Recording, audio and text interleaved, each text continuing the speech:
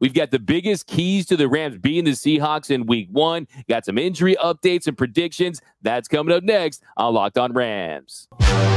You are Locked On Rams, your daily Los Angeles Rams podcast. Part of the Locked On Podcast Network, your team every day.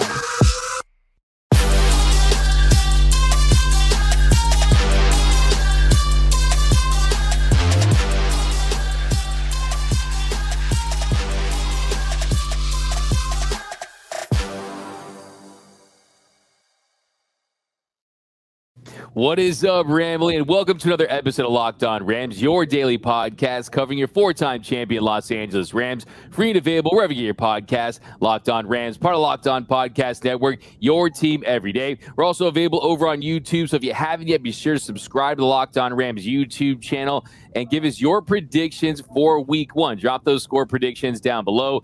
My name is Doug McKay. My friends call me D-Mac. You can follow me on X and Instagram at DMac_LA. I've been covering LA sports for over a decade. The Lakers for SI, the Dodgers for Dodgers Nation, now the Rams for Locked On. And as always, I'm joined by the Rams pre-half and post-game show host for the Rams flagship radio station, ESPN 710 LA. He's entering his 8th season covering the team, the People's Champ, Mr. Travis Rogers. You can follow him on X at Travis Rogers. And on today's show, we're dropping some predictions, how the Rams can win their season opener. We got the key matchups, the keys to a Rams victory. But first, this episode of Locked On Rams is brought to you by Prize Picks, the easiest and most exciting way to play daily fantasy sports. Go to prizepicks.com/LockedOnNFL and use code all lowercase LockedOnNFL for a first deposit matchup to $100. Now, Travis, we are finally here. I've lost count of how many shows we've done, but we finally have reached a Football Friday. Say goodbye to your family members until February. Okay, the football season has begun. Yeah, it felt pretty good last night, didn't it? Watching the Lions and the Chiefs and knowing that the real players were going to play the whole game, that the guys that we get so excited to see, we actually get to see, and we get to see our team on Sunday against the Seahawks. Cannot wait. It's been way too long, and it's going to go by way too fast, but here we go. Exactly. Unless you're Kadarius Toney, who couldn't catch a cold soaking wet in the North Pole last night. I'm pretty sure it was going to be a rough film watch for that guy. But yeah, hopefully we can get our guys to step up better than he did for the Chiefs last night. But we're going to get into these keys, Travis. We're going to start with the key to week 1. The Rams, of course, Kuppless in Seattle. Cooper Kupp is out, and the big question is who is going to step up. We've talked about this a lot this week. I think the thing we want to point out, though, is Matthew Stafford is saying that he is confident in his guys. He talked about during the preseason, during training camp, how guys stepped up, and they've been without Kupp for quite some time. So let's say Kupp was a late scratch and had been participating throughout training camp. I think this would be a little worse, but now you got guys like Van Jefferson and Ben Skoranek, Tutu Atwell, Puka Nacua, Tyler Higbee. All these guys are going to have opportunities, DeMarcus Robinson, to step up in a big game. Yeah, look, I think this is what we were told about Travis Kelce and Kadarius Toney, right? That this is what, oh, look, somebody's got to step up. Somebody's got to do the thing. You can only cover for so much for so long, right? That when, and not just to talk about last night's game, but when Tyreek Hill went to the Dolphins a couple of years ago, it's like, oh, everything's going to be fine as long as you got Patrick Mahomes. Well, okay, fine. Well, everything was fine as long as you have Patrick Mahomes and Travis Kelce. Well, eventually you hit the point where it's not fine if you don't have enough. And I think that's maybe what we're looking at with Cooper Kupp in this situation is Matthew Stafford is going to be there, great. Aaron Donald is going to be there, that's great. But when you look at what they're going to need to do to win these games, especially in the early part of the season, they're going to have to score a bunch of points. And without Cooper Kupp, that's going to be a challenge. Somebody, whether it's Tutu Atwell, whether it's Van Jefferson, Tyler Higbee, Cam Akers, somebody's going to have to step up and pick up some of that offensive production. That's exactly what we didn't see last night in Kansas City with the Chiefs. Somebody, in the absence of your best offensive player, needs to pick up some of that slack, and we didn't see it last night. Somebody's going to need to do it in Seattle for the Rams. Exactly. Someone needs to step up, and it cannot be overstated how important Cooper Kupp is to this Rams offense. I mean, how important it's going to be for gameplay. I mean, he's the F receiver. Yes. They use him in option routes. This loss dramatically impacts the Rams passing game, also their running game because of what he can do as a blocker. So who will emerge? Who will step up? Even playing just 9 games last year, he still led the team in receptions and receiving touchdowns. I mean, that tells you everything you need to know about how big he is for this team. But yeah, guys are going to need to step up. They're up in Seattle. You got alternative rock scenes, like going up to the show box and you see a band and they're missing their guitar player, right? So you just can't have that. You need someone to step up and take advantage of this opportunity. But I think if you want to look at the positive here, is this does, I think, change the game plan. My second key here is, can they establish the run game with Cam Akers? We've seen in years past that there's certain games where Sean McVay, he will ditch the run. He will abandon the run a little early, get a little pass happy. And if we get the Cam Akers from weeks 13 through 17 compared to weeks 1 through 12, I think this team has a chance to establish the run on the ground, do some ball control, keep the Seattle offense off the field, and really control the tempo of the game. Yeah, look, I think you're spot on. I think the other thing that they need to do is they need to get a lead, right? What they can't do is try to win this game from behind. What they really can't do is try to win this game from behind by 10 or more points. That's just not going to be where they live and breathe. They're going to have to be either ahead, tied, or very, very smallly or shortly, I should say, behind. Because if you're down by 3 or 4 points, it's not the end of the world. But once it gets up to 6 or 7 or more than that, it's very different. And I agree with you. I think that's when Cam Akers can make a big difference, because if they can stick with the run game, if they can throw him the ball out of the backfield, that kind of, mitigates some of the absence of Cooper Kupp. But if they fall behind by a touchdown or more, all of a sudden the passing game becomes that much more important. The passing game that already is got a ton of question marks, even with Cooper Kupp. Without them, it becomes a very, very significant uphill climb. So if they can get a lead and really ride Cam Akers like you're talking about and stay on the field, don't let that defense be on the field for, more than half the game. Try to have it be a ball control type of thing. I know that's not typically what Sean McVay likes to do, but this is not a typical Sean McVay roster. This is a different team, and I think they're going to have to attack it differently. Exactly. I think getting a lead early is going to do a lot for this team's confidence that is doubted. People think they're just going to lay over because Cooper Kupp's not in the game. I think that's going to be big. And it's week 1. Expect the unexpected, right? A lot of times in week 1, the team that wins is the team that just makes the least amount of mistakes. So let's get weird, man. Let's go out there with no expectations and let's get a week 1 win. I think, kind of getting back to Cam Akers, you look at him last year against the Seattle team, 38 carries, 4.3 yards per carry, but that was 2 games. If you look at the last game, though, 5 yards per carry, went over 100 yards in the second meeting, the season finale. Seattle's run defense, they ranked 30th in the league last year. They still have to prove that they can stop the run. Of course, Bobby Wagner is back. Rams legend Bobby Wagner is back with the Seahawks. So it's going to be very interesting. So big question, can you get good Cam or bad Cam? Do we get the Cam Akers we saw towards the end of the season, weeks 13 through 17, averaging almost 100 yards per game, someone like that? Or we're going to get the bad Cam that struggled to have that burst and explosion. Of course, we know the Rams run that outside zone running scheme. With that added weight, that added muscle, can he get that explosion and go out there and we get those runs to the outside? See, Rams fans sometimes talk about how he got ran down by a defensive lineman in Montez Sweat. Hey, he's a 4-4 guy. Right. He's a 4-4 guy, so you got to give him that credit. So can they establish the run? And then, Travis, next big key. This, to me, might be the biggest of the game. Who provides the pressure on defense that's not number 99? Can you get pressure on the interior? That's going to be key. That is where the Seahawks are vulnerable. That is the soft part of the Pop-Tart. By the way, s'mores, best flavor. I don't know how you feel about that, but strawberry that's where you got to do it. I'm a strawberry man, but of course you are. S'mores is fine. We can make do with that.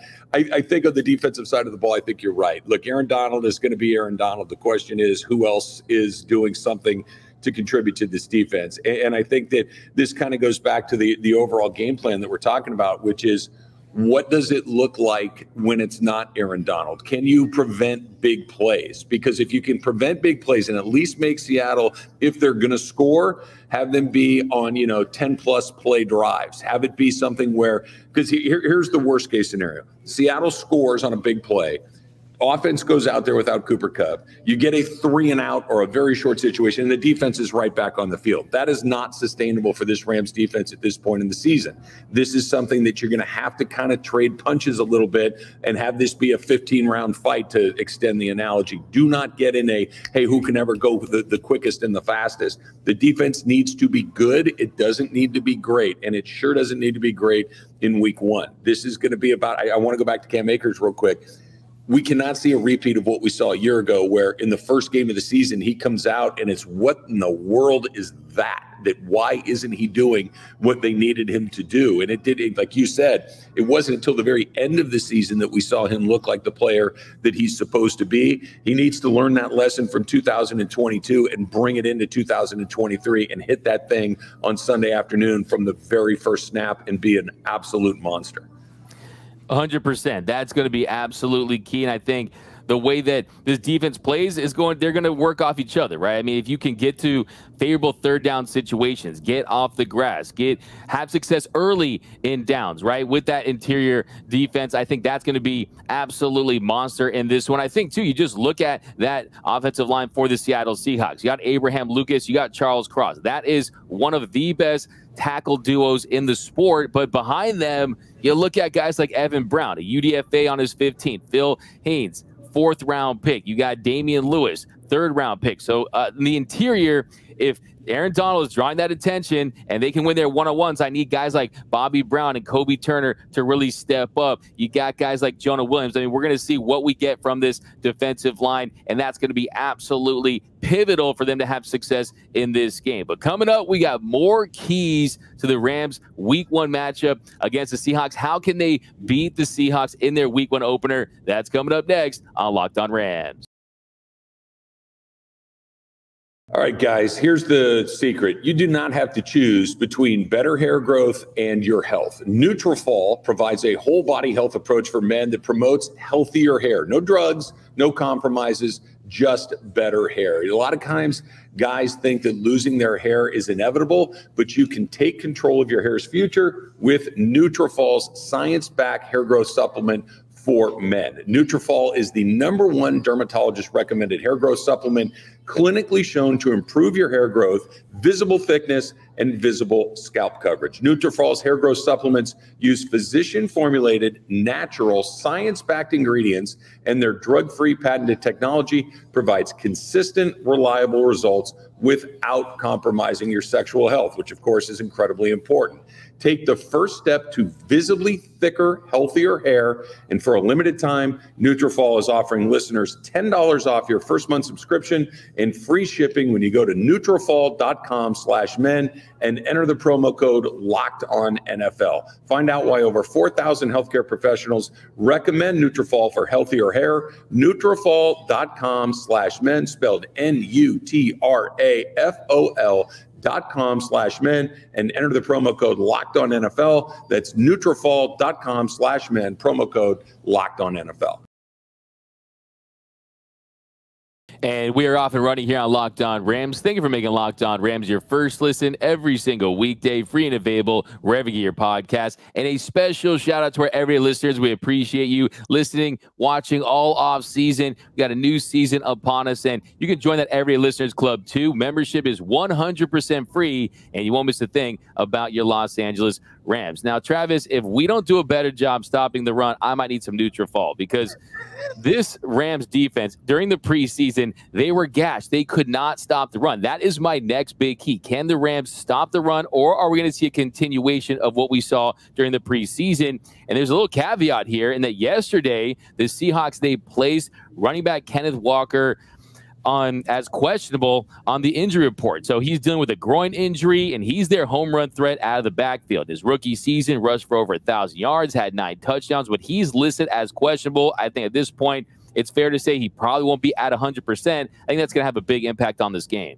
Yeah, I do too. And like you're talking about, the ability to stop the run did not exist in the preseason. That all 3 of those games that they played, the Rams were on the wrong side of that. Now, if you're an optimist, you're saying, okay, none of the Rams' key defensive players were really a part of that. I think if you're more realistic, I think it's, okay, who are those key guys that aren't named Aaron Donald and Ernest Jones? And that's where it gets a little bit more complicated. It's going to have to be not just a little bit better than the preseason, a lot better than the preseason.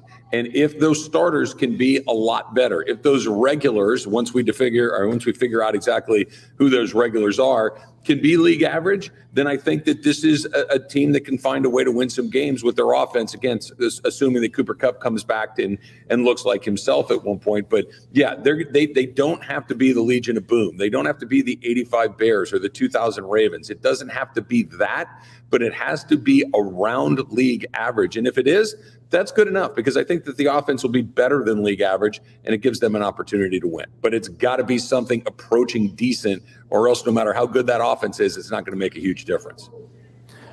For sure. And we can't see what we saw in the Raiders preseason game, averaging nearly 5 yards per carry in that first drive and just running it down their throats. And we know that now that teams are going to try to just pound the rock. And I think that Pete Carroll's going to try to test this young, inexperienced defense early on, because A'Shaun Robinson's gone. Greg Gaines is gone. Can they plug those holes? Will that gap and a half scheme work? Or they have to use some linebacker play to try to neutralize this run game? And I think, hey, even if Kenneth Walker isn't playing, you got DJ Dallas, you got UCLA rookie Zach Charbonnet. I think they are going to establish that. Last year, Rams were actually decent against the run. They were 16 against the run, but like I said, a very different group, so you really can't compare that. So that's going to be a big, big development in this game. Will Kenneth Walker play? Because it could be precautionary, right?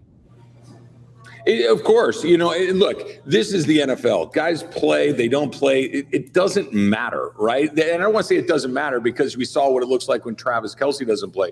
But somebody's going to be out there, whether it's the first guy, the second guy, the guy that they take off the practice squad. They got to stop him, or at least make it very hard for them to do. Whether it's Walker or Charbonnet, it just stop them. Make them work for what it is that you're doing. Because if it's easy on offense for your opponent, this team does not have a chance. It doesn't have to be great. It just needs to be good. Because look, think about what these two games have been last year when the Rams and the Seahawks played. The Rams and the Seahawks always play close games. The Rams and the Seahawks are always within a score or two. Last year, the Rams were not a good football team. Seattle was a good football game, or good football team, I should say. And the Rams had a chance to win both of those games at the end of the season, especially the one when the Seattle had to have it to get into the postseason. The Rams gave them everything they had. That was without Stafford. It was without Donald. It was without a whole bunch of starters along the way. So if they can avoid big mistakes, if they can slow down that running game, they got a chance to win this game. But they cannot get in a back and forth track meet with these guys. They don't have the horses. That's a great point, that these teams always play close games. I think that's a testament to the elite coaching on both sides. Sure. And I think you're going to see that once again. I don't think that the Seahawks are going to cover. I think this Rams team is going to make things very interesting. And if you can have a modicum of success, if you can show some competence up front, I think the secondary has a chance to really be one of the better parts of this defense, especially early on in this season. So if you can force Geno Smith to throw the ball, we'll see if he's a one-hit wonder. We'll kind of put him to the test early on to see if he can recreate what he did last season. He did have a little drop-off towards the end there. He saw 30 T's, 11 interceptions, led the league in completion percentage, but I need to see that again. Now, let's get to some key matchups. First one, Travis, Cobie Durant. My guy, Cobie Durant versus Tyler Locket. Now, Cobie Durant played 70% of snaps in the slot. He's going to be lined up in the slot this year as the primary slot defender. You're going to see him used in the star role with Jalen Ramsey gone. Locket, he lines up everywhere, right? The inside, the outside.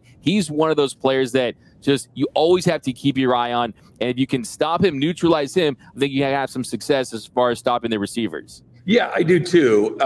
This is, and you mentioned his name a second ago, D-Mac. This is what life is like without Jalen Ramsey, right? That when you played a team like Seattle previously, you knew that at least Jalen Ramsey, whether it was Locket, whether it was DK Metcalf, but at least one of them you felt wasn't going to absolutely kill you in any given game. It was just a matter of dealing with whoever Ramsey wasn't on. Let's find a way to give help to whoever Ramsey isn't on. That you give Jalen Ramsey the toughest assignment, you let him do it, and you feel really good about the opportunities that he's going to give the rest of your defense. Well, he's in Miami, right? He's no longer here. You're going to have to find a way to deal with Locket and Metcalf and whatever else that it is that they're throwing at you at that point without number 5 on that team. Cobie Durant is going to get a shot to make some plays. All of these guys in that secondary. I think this is why you're seeing guys like John Johnson III get brought back into the fold. That Duke Shelley, these guys that they went, veteran guys, because they're so green back there, because they're so inexperienced, giving them an opportunity to kind of step into this role without having all of it on their shoulders from the jump, I think is a big reason why you saw those guys come in, because they're getting tested right out of the chute. I agree with you on Geno Smith. I think Geno Smith had a great year last year. No shade at Geno. Show me again, right? Just show me again. I saw what you were in one spot. I saw what you are in another spot. And now here in the third spot, it kind of worked out for you. But, show me again. This is a little bit of a Tony Gonsolin situation. Great year. Show me again and let me see exactly what it is that you are. If he does it, good for him. If he doesn't, I think that the Rams have a real chance to win this game. I do too. I think that's going to be key, because I think he hears that noise. He kind of feels that pressure out there saying, oh, can I recreate that? I mean, remember Warren Moon back in the 90s? He had a really good year with Seattle, and then he fell off the next year in 10 games. So we'll see if he's going to be a one-hit wonder. Now, next one, Steve Avila versus Jarran Reed. I think this is going to be big, because we know Steve Avila. We feel great about his future, a foundational piece, had a really solid training camp and in his time in the preseason. At the end of the day, Trav, this is your rookie game. This is your first game in the NFL on the road in a big place. Okay, you just got to play at a high level to keep Stafford upright and make sure what happens last year doesn't happen again. This is real. Right? This isn't a dual practice. This isn't a preseason game where the defense is very vanilla and you're running a very vanilla offense. This is the real deal. If you miss a block, Matthew Stafford gets smashed. If you go the wrong way, the running play doesn't work. Like, this is no longer a, hey, we're going to figure this out. This is the NFL. There is a learning curve for rookies, to be sure. I think Steve Avila has a real chance to be a very good player in this league. But we're not messing around anymore. This is the first real test. This is, I think, what makes it so exciting. That if he comes, if you and I are here on Monday morning talking about the game, whether the Rams win by 100, lose by 100, or anywhere in between, if Avila looks good, I think it's a win, right? This is a win for this team moving forward. This is not a Super Bowl or bust season the way we've seen it previously with the Rams. This is a, let's find some guys that can help our team moving forward, and he's at the very top of the list.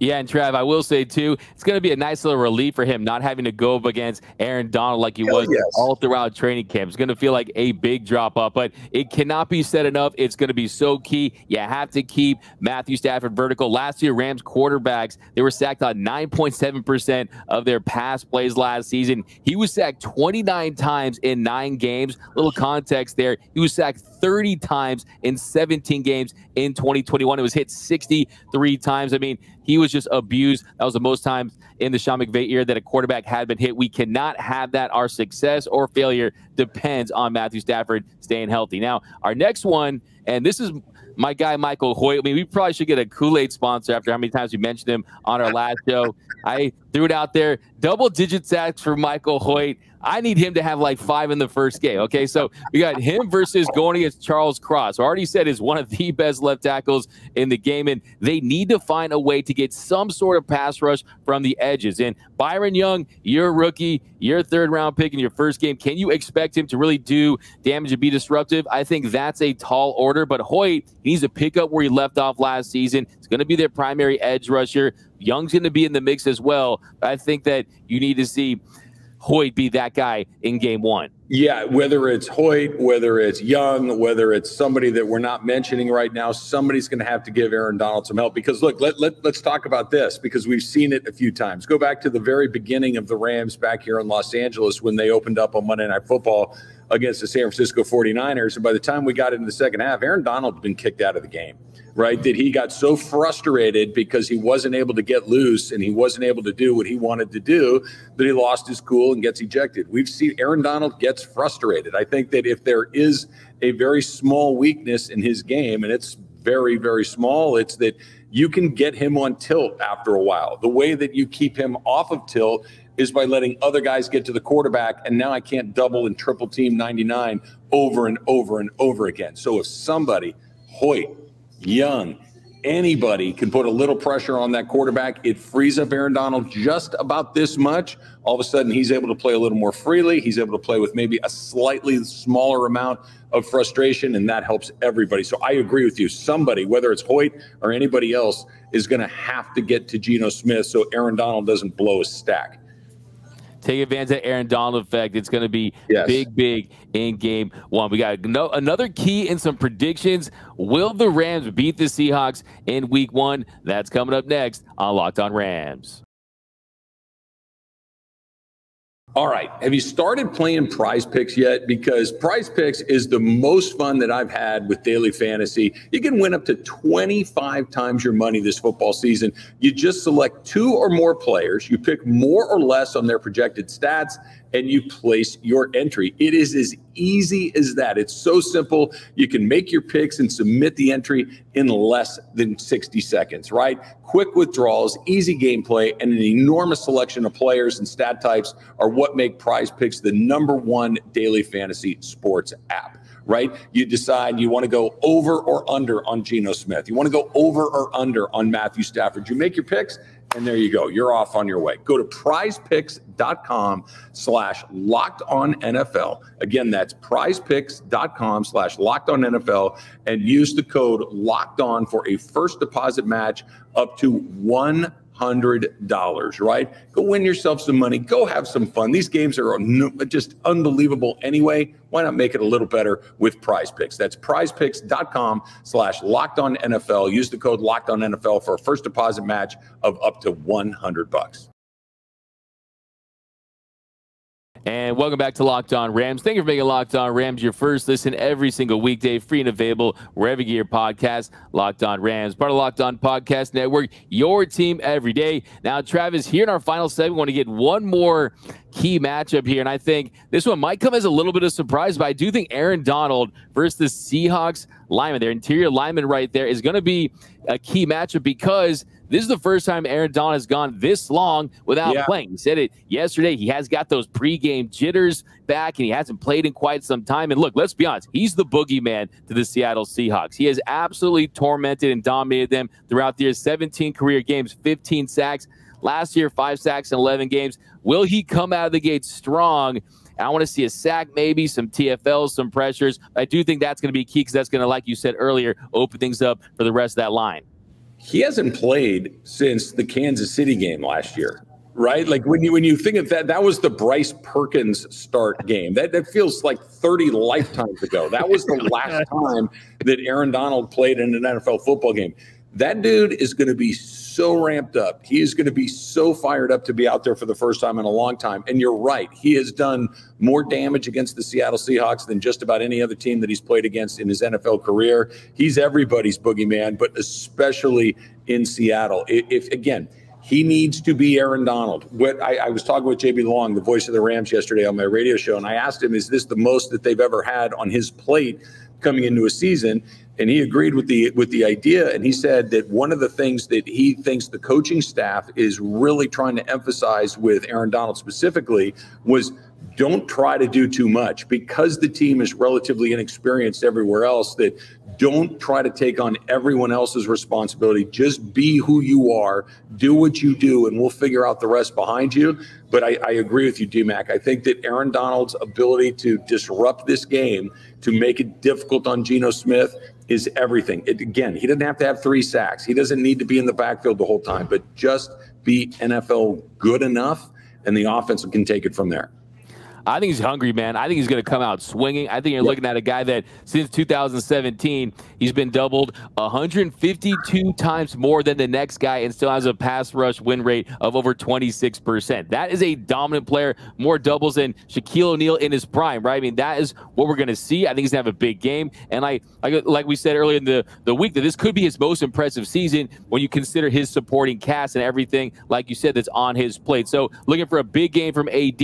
Now, as far as as predictions go, I don't know if you want to throw out a prediction. I think you're of course the post-game show host, a pre-game show. Maybe you maintain that objective, neutral side of it. So that's totally okay. For me, yes, this might be a little Homer Simpson. And maybe after this, I will be falling back into the hedge like Homer Simpson. But it's week 1. Let's get weird. You saw last night, the Lions go in and beat the Chiefs. It's week 1. And also, too, the Rams need this game in a big way. When you look at the way the schedule lines up, if you don't win this game, you got the Niners, you got the Bengals, you got the Eagles. You could be looking at a 1-4 start, something like that. They need this game. I think the Rams go into Seattle, and they shock the world, baby. Give me the Rams 30-27. Brett Maher, the big story of the weekend, gets a kick. He rights his wrong from last year, and I think the Rams go in there, and they get the double. Let's also talk about Sean McVay, 10, and if you look at his record against the Rams, he could have been 10-3 if those games go his way last year, even with all his injuries. But he's 8-5 in his career. He's had a lot of success against Pete Carroll. I think the Rams go in there and they get this win. I think you said it perfectly, D-Mac. I think they're going to win the game too, and I